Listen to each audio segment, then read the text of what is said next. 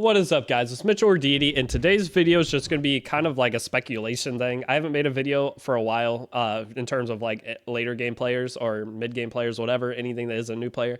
I just want to talk about what's probably coming for the rest of the year in Epic 7. It's currently December 7th, and we just got this new patch update. So any of you guys that haven't seen the patch notes, these are the characters that are getting buffed. Pirate Captain Flan, Closer Charles, Archie Machado, are the ML5s, then Elagos, Chloe, Euphine, and then Sangelica for the 4 stars.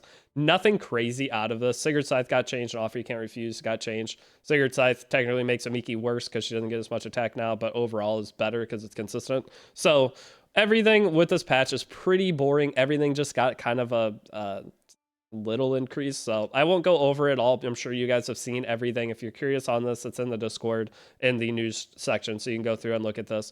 But with this, we have this patch coming next week, and we also have the new Alencia coming, and those two things will shake up the game a little bit. I mean, I don't see any of these characters seeing a ton of play after the buff. They're going to see the same level of play they already did. Maybe Closer Charles, I don't know. I don't see anything getting any additional type of play out of it. There's nothing that's like a disrupting skill. So I don't think the game's going to change a whole lot besides Alencia coming. Alencia is going to help with fighting Harsetti. So any of you guys that are curious what you should summon on or do currently in Epic 7, you should be saving your bookmarks for Alencia next week.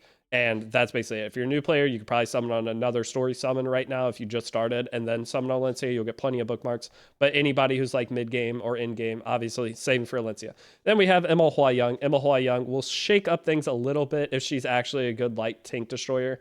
We'll see in terms of that. I think she'll change up the meta a tiny bit. But in terms of those of you guys that don't care about PvP that much, there's not going to be a lot to do. We're going to be in preseason. We're going to have this balance patch, which is very boring compared to like the last balance patch was insane. But other than those two things, they're outside of PvP. PvE, I don't see anything really coming. We have Ancient Inheritance, and that's it. So the rest of this year is going to be a pretty stale E7 year. These are my predictions as to what's going to be coming up. Usually at the end of the year, we get some kind of live stream that goes over everything new that's coming. It's like a mirror and mail on steroids. Last year we had it. They said a bunch of stuff was coming, and we didn't get like any of it. So they said we're going to be getting Moonlight Blessing 3, but they did it a lot earlier last year. So I don't know. I feel like they're late to doing it this year. I'm pretty sure they did it closer to their anniversary, but they said we're going to be getting a Moonlight Blessing 3. They could pick a new ML5 for free. And they said a couple other things too. I can't remember specifically what they were, but I'm pretty sure we didn't get them. But we did get a PC client this year. So there are some things that we did get that we weren't expecting, which was nice. But outside of that, that's really all we have to look forward to is what's coming. And this happens every single year. So any of you guys that are new to E7, usually the months of December through February are extremely boring. Okay, that's just Epic 7. Maybe this year they'll throw a collab in there. They've learned from the previous years of this is a dead time of the game. Maybe we get something new and cool. It's probably unlikely though. I could see it being just stale content, new character every couple of weeks that barely changes anything. We're going to have to wait another 8 weeks or 6 weeks for another balance adjustment. And then we're going to be in preseason RTA. So those of you guys that are like hardcore into E7 and an in-game player, there's not going to be a lot to do. Just log in, farm, get your stuff done, get out of the game, go play another game. There's some new games coming out. This Path of Exile 2 is out. I've been addicted to Raid Shadow Legends. Yes, I am sponsored by them, but that's the main game I'm playing. There's a download link in the description. If you want to support me as a creator or human being, whatever, it's the biggest opportunity I've ever had. So just downloading the game helps me. But if you want to play along with that, I have another channel for it. But other than those games, let me know some other games that are coming out. That could be fun because I really don't know what to do right now. I'm making the new player guide for 2025, and outside the new player guide for 2025 for all in-game players, like what do you see coming? There's a chance for a collab, and if we get a collab, it won't be that much content. It'll just be 2 new characters and a farming event. So with the farming event, I mean, I don't see it being that exciting. If it's like a Lethe style farming event, then we'll get some new gear out of it and stuff, but we're going to be in preseason RTA for a couple of weeks, pretty much till the end of the year. So until the end of the year, until January, I don't see a whole lot coming. I will be watching for that live stream that they do. Hopefully they do it this year. Usually it's every year they'll do a live stream going over all the cool new stuff that's coming. I could see it being potentially next week, and I could see them potentially also doing a collab, like teasing a collab in that live stream. If they don't do that, I have like no hope that there's going to be anything really exciting for a while. But that's the thing with Epic 7.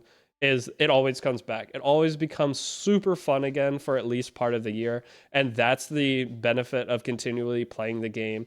During these dead periods, you just go get some new gear, get your account stronger, work on some new characters, and then the cool stuff comes. The problem for me right now is I have like I have every character. I have two of a lot of the characters. I don't know what else to work on. Anytime I get new gear, it doesn't really feel that good. E7's in a spot where we almost need the Awakening potential update. We need something crazy to come to spice back up the game. For at least I feel like a lot of players are in the same spot as me because the current PvP meta is very set. It's always been this way. Don't get me wrong, but the characters that are setting the meta are all Yu-Gi-Oh card characters now. Every character that provides one thing also provides what they're weak to. So like Imperial Illinev, the character that should be weak to debuffs, but it has a cleanse on its kit and CR boost to get back to the cleanse. Everything in the game, every new character that is like super up there in terms of the tiers, they just all do too much.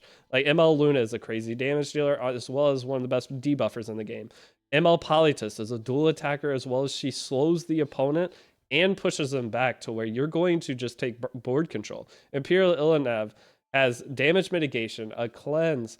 She injures on top of all of it, so a lot of the characters that could potentially be good against her will never be good against her. All of the characters, they cover their own weaknesses now, and that's not something we've always had. Before, characters would have their weakness, and they had their weakness. These new things, their weaknesses are it's tough. And for the longest time, I wanted a Death Dealer Ray nerf. Okay. A Death Dealer Ray nerf or some kind of change to him. And then once we got Schneal, Death Dealer Ray became a later draft pick, which allowed people to go into unbelievably bulky comps because ML Illinev is out. If they would have made the Death Dealer Ray changes before they released a couple of the newest characters to come out, that would have been amazing. But now we are in such a bad spot because people can go so tanky, and the tanky characters deal more damage than the attack scaling characters that have no HP. So it doesn't, the balance of the game does not make sense to me right now. But it is what it is. I'm sure with the Alencia stuff coming, she's going to be also super tanky. Another cleanser, which is good for Harsetti. Having an extra, like an additional Harsetti kind of counter style character is great. But she is doing HP based damage, and then your front character is also HP based. So it's incentivizing super bulky gameplay. So a lot of the characters in the game have no purpose. You can't do enough damage to break through these style characters with the current way the game's set up with your damage deal. It's very, very hard. So I don't know. The game's in a very weird spot for me, just in terms of the balancing. I don't know where they're going to go from here. I would love to see not the Awaken potential update, but something similar to it. I don't want it to be pay to win. I want it to be grindy. If they release some kind of grindy system that's similar to the Awaken potential, those of you guys that don't know what that is, it's a buff or a thing to where characters were getting buffs and their imprints were going to be changed to give them a ton of extra skills and stuff, and we all rioted and they decided not to do it.